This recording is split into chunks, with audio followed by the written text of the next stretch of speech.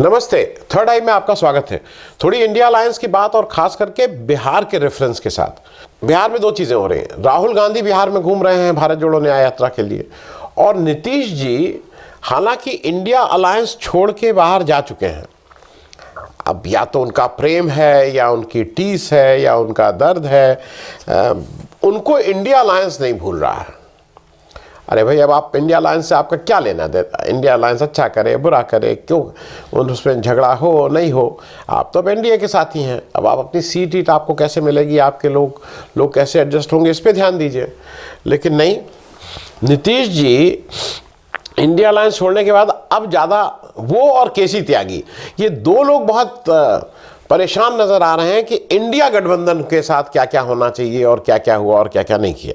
नीतीश जी ने कल कुछ बयान दिए, ऑन कैमरा दिए हैं सबको, और उस पे उन्होंने जो 4-5 बातें कही हैं वो मुझे मालूम नहीं। जैसे कई लोग उनके स्वास्थ्य की बात करते हैं, मैं स्वास्थ्य की बात मैं नहीं करता हूं, लेकिन जिस तरह के उनके बयान है जरा एक एक करके सुनिए।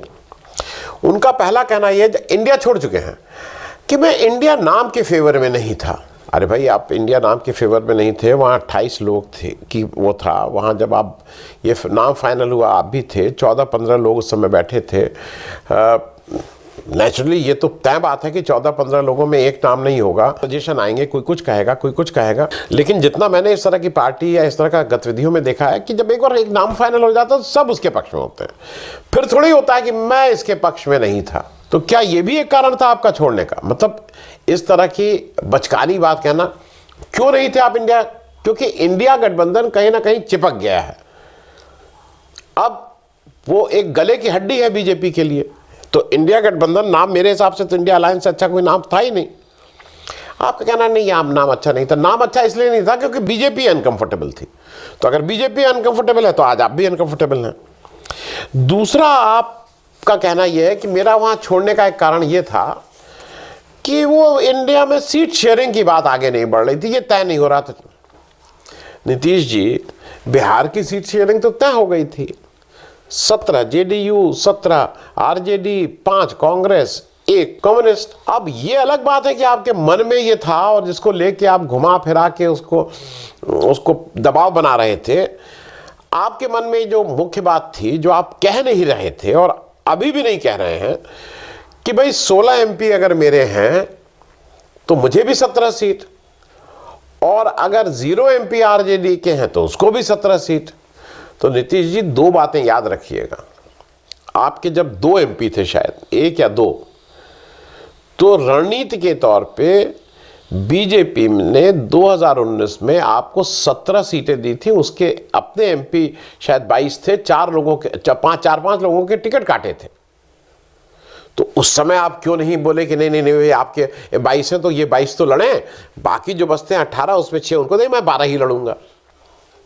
अगर इस समय आपको ये बुरा लग रहा है, आप जब गठबंधन में जाते हैं तो आप स्ट्रेंथ पे खेलते हैं कि दूसरे की स्ट्रेंथ आपके लिए कितना एडवांटेज है, क्या है। आरजेडी ने आपको सिर आंखों पे बिठाया हुआ है। 75 और अब तो 79 एमएलए वाली पार्टी, 45 एमएलए वाली पार्टी को सिर आंखों पे बिठा के मुख्यमंत्री बनाई हुई है। और आपके मन में ये था मलाल कि मैं कैसे बराबर बिन लोग लड़ेंगे। उसकी प्राइस ही समझ लीजिए। अगर 17 महीने आप उनके साथ रहे तो हर महीने अगर 1 एमपी का भी आप सोच लीजिए कि आपने आरजेडी को दे दिया, तो 17 महीने में 17 एमपी। मेरा कहना यह है कि ये मन को बड़ा करना होगा नीतीश जी। जब आप गठबंधन के, दिक्कत क्या है कि आप गठबंधन आप नहीं चलाते हैं। बीजेपी में आप सेकंड फिडल होने में आपको बहुत आसान लगता है। आप कप्तानी नहीं करते हैं गठबंधन की। आपने 89 में भी आप कहां कप्तान थे? आप किसी उसमें कप्तानी नहीं करते हैं। आपको सेकंड फिडल, पीछे पीछे चलना आपको ज्यादा आसान लगता है। आप खुद अपना रिकॉर्ड उठा के देख लीजिए। आपको लग रहा था कि अब इंडिया में क्या हो गया था, इंडिया में आपको नेतृत्व करना पड़ रहा था, जो आपके, ऐसा लगता है कि जो आपके बस का नहीं था। तो आप नेतृत्व बस में नहीं था तो वो छोड़ के भागी हो। क्योंकि अगर कोई और कैप्टन होता तो अगर चीजें नहीं है मन मुताबिक तो फिर वही लड़ता भिड़ता सेटल करता। आप तो वो किए नहीं, आप वहां धीरे से आ गए कि सीट शेयरिंग नहीं है। अच्छा, बिहार में सीट शेयरिंग फाइनल हो गई थी। बाकी जगह आपकी क्या भूमिका या जनता दल यू की क्या भूमिका थी, जरा ये भी कभी सोचा है? जनता दल यू का क्या मतलब है वेस्ट बंगाल में? जनता दल के यू का क्या मतलब है उत्तर प्रदेश में? जनता दल यू का क्या मतलब है? मतलब आपका इन सब प्रदेशों में आपका कुछ स्टेक हो है। आपकी स्टेक बिहार में ही सीमित है। बिहार की सीट शेयरिंग हो गई थी, तो अभी सीट शेयरिंग का पे रोना मेरे ख्याल में बहुत उचित नहीं है। अब आपके यहां से यह भी कहा जा रहा है कि जो कांग्रेस है वो विपक्ष को हाईजैक करने में लगी थी। मतलब ये आप ही लोगों के यहां का स्टेटमेंट है। अब अगर कांग्रेस विपक्ष को हाईजैक करने में तुली थी, तो नीतीश जी अगस्त 2022 में जब आप छोड़ के आए थे एनडीए, तो आप दिल्ली आप किसके घर गए थे? आप किससे मिले थे? सबसे पहले आपने जो विपक्षी गठबंधन के एक सूत्र में पिरोने की जो कोशिश की थी, उसमें आपने कहां से उसको अमली जामा कहां से पहनाया था? क्यों गए थे आप कांग्रेस के पास? अगर आपको लगता है वो विपक्षी मतलब जो कांग्रेस है वो विपक्ष को हाईजैक करती है, तो आप क्यों गए थे वहां? नंबर एक। और बाकी लोग, भाई ममता बनर्जी और अरविंद केजरीवाल और केसीआर तो कह रहे थे कि नॉन कांग्रेस एक नॉन यूपीए एक अलायंस बनना चाहिए। आप कह रहे थे नहीं बिना कांग्रेस के कुछ नहीं होगा। तो आप किसके पक्ष में खेल रहे थे? आप क्या विपक्षियों के अगेंस्ट थे? अगर आपकी थ्योरी कि वो हाईजैक करना चाहती थी, तो आप किसके एजेंट बन के ये सब काम कर रहे थे? मतलब कभी आप बीजेपी के एजेंट बन जाते हैं, कभी आप कांग्रेस के एजेंट बन जाते हैं। मुझे नहीं समझ में आ रहा है। थोड़ा इसको भी स्पष्ट कीजिए कि कांग्रेस ये करना चाहती, तो आप किसके एजेंट के तौर पे काम कर रहे थे? अब आप कह रहे हैं कि जाति जनगणना पे आपको सबसे ज्यादा तकलीफ आपको जो हो रही है कि राहुल गांधी कैसे जाति जनगणना की क्रेडिट आप बोल रहे हैं, आपका वो कैसे क्रेडिट ले रहे हैं? क्योंकि जैसे मोदी जी 1947 में देश आज़ाद हुआ, इसकी क्रेडिट मोदी जी लेते हैं। बहुत सी चीज़ों की 1971 के युद्ध की क्रेडिट मोदी जी लेते हैं। मतलब ये सारी चीज़ों की क्रेडिट मोदी जी की है। तो मैं उसी तरह से समझना चाहता हूँ, जाति जनगणना में आपका कहना यह है कि राहुल गांधी इसकी क्रेडिट ले रहे हैं। आज की तारीख में राहुल गांधी का बयान फिर आया है, बिहार की धरती से आया है, कि कांग्रेस और आरजेडी जाति जनगणना कराने के लिए कटिबद्ध है, प्रतिबद्ध है। आप जो कल कह रहे हैं, जो आपने कल बयान दिया, आपने कहा है कि हमने ये जो जाति जनगणना की थी वो 9 पार्टीज के साथ की थी। तो नीतीश बाबू, इन 9 पार्टीज में कौन कौन थे ये भी बता देते ना। इसमें कांग्रेस और आरजेडी थे कि नहीं थे? और थे ही नहीं, आरजेडी आपसे बड़ी पार्टी थी, करीब करीब दुगनी बड़ी पार्टी है संख्या बल के हिसाब से विधानसभा में, और क्रेडिट आप सब लेना चाहते हैं। आप तो आपके मुंह से आप निकला था ना कि मुझे क्रेडिट नहीं मिल रहा था जो मैं काम कर रहा था। मतलब उनको कोई क्रेडिट नहीं मिले जो आपसे बड़ी पार्टी है। दूसरा, आप ये बार बार कल एक और चीज कही कि भाई मैं जाति जनगणना की बात तो 19 और 20 में भी कर रहा था, सब जगह कर रहे थे, तो क्यों नहीं करा लिए थे? आप ही मुख्यमंत्री थे, बीजेपी के साथ आप मिलकर सरकार बनाए थे, तो क्यों नहीं उस समय जाति जनगणना करा लिए थे जब बीजेपी के साथ आपकी सरकार थी? और ये साफ साफ जाहिर करता है, इट प्रूव्स द पॉइंट कि बीजेपी जाति जनगणना के पक्ष में नहीं है। आपके मुख्यमंत्री रहते हुए, आपके पैरवी करने के बाद भी, आपकी कोशिश के बाद भी बीजेपी की सरकार में आप इसको नहीं करा पाए थे, बीजेपी के सरकार में मुख्यमंत्री रहते हुए भी। तो और दूसरा, अगर आप इतना कमिटेड हैं, जैसा आप कह रहे हैं कि जाति जनगणना के लिए इतना हैं, तो एनडीए के समय तो मतलब 19-20 पिछले वाले में तो नहीं कराए, तो अभी क्यों नहीं बीजेपी से घोषणा करवा लेते हैं? क्यों नहीं कहते हैं कि नहीं ये जाति जनगणना होगी? भाई आप फिर से मुख्यमंत्री हैं, कहिए ना। जो देखिए, ये सारी चीजें इंडिया में क्योंकि प्रतिबद्धता थी, इंडिया के जितने गठबंधन के सहयोगी थे सब इस बारे में एक मत थी, इसलिए आप वहां करा लिया। आपका उसमें कोई रोल नहीं था, वो लोगों का रोल था, वो एटमॉस्फेयर था जहां आप करा पाए थे, यहां आप नहीं करा सकते हैं। मुझे एक चीज और है, आप जिस वजह से आए फिर आप गए, उसमें ऐसी कौन सी बातें हैं जो बीजेपी आपको दे रही थी और इंडिया गठबंधन नहीं दे रहा है? मतलब आप इधर आए फिर आप चले गए, तो क्या क्या चीजें हैं? क्या आप वहां प्राइम मिनिस्टर बनने जा रहे हैं? क्या वो आपको प्राइम मिनिस्टर बना रहे हैं, डिप्टी प्राइम मिनिस्टर बना रहे हैं, कुछ ऐसा कह रहे हैं? दूसरा, आप जब यहां आए थे तो इस बार डिप्टी चीफ मिनिस्टर जो तेजस्वी यादव थे, वो अपने मुंह पे ताला लगा लिए थे। पूरी आरजेडी, पूरा आरजेडी, कांग्रेस, कम्युनिस्ट जो थे, उन्होंने एक बयान भी ऐसा नहीं दिया जो आपकी शान के खिलाफ हो पिछले 17 महीने में। तेजस्वी यादव लगता था कि कोई शिक्षक के साथ कोई स्टूडेंट जा रहा हो, वो चुपचाप आपके पीछे खड़े रहते थे, एक शब्द नहीं बोलते थे।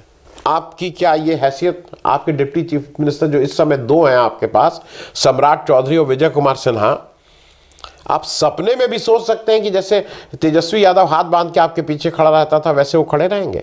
सपने में, जब को गहरी नींद आई हो उसमें सपना देखना चाहिए कि ये सपना भी देख सकते हैं आप। दूसरा, आप क्या एनडीए के संयोजक बनने जा रहे हैं वहां? हालांकि वहां एनडीए तो है नहीं, अब तो वो तो बीजेपी ही है। क्या आपको वहां, यहां 17 सीट मिल रही थी, क्या फिर से आपको वहां 17 सीट मिलने की उम्मीद लगती है कि 17 सीट आपके कोटे में आएंगे जेडीयू के? एक तोहफा, वो तोहफा आपको बुला रहा था, या वो प्रेम आपका उससे इतना बुला रहा था? चिराग पासवान जी वहां बैठ के आपको कितने आपकी भलाई और आपकी कसीदे पढ़ते रहते हैं, सबको पता है। आप चले गए हैं तब भी पता है। तो क्या इसके बिना आपको दिक्कत, मन नहीं लग रहा था कि चिराग पासवान वहां हैं, मेरे बारे में इतनी अच्छी अच्छी बातें कहते हैं, यहां है नहीं, तो फिर भाग के उधर चले गए? और एक बात और नीतीश जी, आपको क्या लगता है कि आप इधर से उधर गए हैं तो जेडीयू की लोकसभा में सीट बढ़ जाएंगी क्या? वोट प्रतिशत बढ़ जाएगा क्या? ये आप खुद इसका जवाब दीजिएगा। मैं इसलिए आ रहा हूं कि नीतीश जी चले गए हैं उधर, चिंता हो रही है इंडिया ब्लॉक की। उसको छोड़िए, इंडिया अलायंस जो करना है करेगा। इंडिया अलायंस के लिए अच्छी खबर यह है कि राहुल गांधी को मैक्सिमम गाली पड़ रही है, and which proves the point कि राहुल गांधी कहीं ना कहीं पूरे बीजेपी के लिए दिक्कत पैदा कर रहे हैं। नहीं तो इतनी गाली नहीं देते, सुबह से शाम तक गाली पड़ रही है, जिसको देखिए वही गाली दे रहा है। एक षड्यंत्र के तहत तेजस्वी यादव और लालू यादव को इन लोगों ने उनकी मीटिंग में अटेंड नहीं करने दिया। हालांकि आरजेडी के रिप्रेजेंटेटिव गए थे, लोकसभा सांसद, उनके राज्यसभा सांसद, लेकिन वैसे रिप्रेजेंट नहीं कर पाए। राहुल गांधी का बिहार में अभूतपूर्व स्वागत हो रहा है, बिहार में भी हो रहा है, बंगाल में भी हो रहा है, अभूतपूर्व स्वागत है। और एक चीज और समझ लीजिए, बीजेपी की 303 सीटें, हाफ वे मार्क है 273। कायदे से देखिए तो केवल 31 सीट कम करनी है, 31 या 32, और बीजेपी की मेजॉरिटी नहीं रहेगी। 32 सीट अगर कम करनी है तो बिहार में इंडिया अलायंस कहां से शुरू कर रहा है? 1 सीट से, 1 कांग्रेस की सीट है, बाकी तो कुछ नहीं है। अब 1 से वो 32 तक का सफर पूरा कर पाएगा कि नहीं कर पाएगा, ये इस पे डिबेट हो सकती है, बिल्कुल आज डिबेट हो सकती है। कोई कहेगा कि नहीं वो तो 8 सीट पाएंगे, इंडिया अलायंस 10 सीट पाएंगे, 6 सीट पाएंगे, कोई कहेगा 20 सीट पाएंगे, कोई कहेगा 25 सीट पाएंगे, लेकिन 1 से तो ज़्यादा पाएंगे ना। एक चीज़ और देखिए, जो लोग आ रहे हैं आज राहुल गांधी के लिए, राहुल गांधी कोई पहली बार तो गए नहीं है, राहुल गांधी पहले से भी आ रहे हैं, तो कोई ये भी आकर्षण नहीं कि पहली बार पॉलिटिक्स में उतरे हैं, नया कोई हीरो आया है, चलो उसको देखा जाए।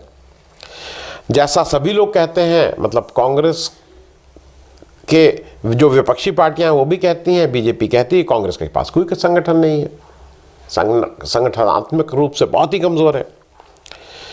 बिहार में और बंगाल में सरकार भी नहीं है कांग्रेस की, कांग्रेस के पास इस समय साधन भी नहीं है। तो ये जो आदमी आ रहे हैं, ये क्या भाड़े के व्यक्ति हैं? ये क्या लाभार्थी हैं? ये क्या हाँक के लाए जा रहे हैं? ये क्यों आ रहे हैं? मुझे एक चीज जो बार बार लग रही है कि लोग स्वतः आ रहे हैं, लोगों को एक राहुल गांधी में एक ईमानदार व्यक्ति, एक उम्मीद की किरण नजर आ रही, इसलिए आ रहे हैं।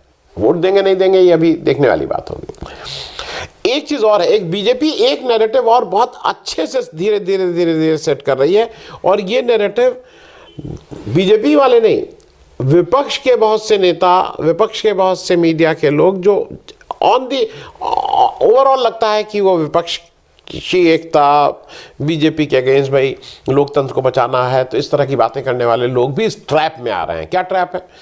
मुझसे 10 में से 9 व्यक्ति सुबह से अगर मिलते हैं जो विपक्ष के हैं, वो ये बताते रहते हैं कि राहुल गांधी ने क्या गलती की, राहुल गांधी को ऐसे नहीं करना चाहिए था। हर एक के पास राहुल गांधी का एक पूरा डिटेल प्लान है कि अगर राहुल गांधी उस प्लान से चलें तो वो शायद 543 में 543 सीट जीत जाएंगे, हर एक के पास है।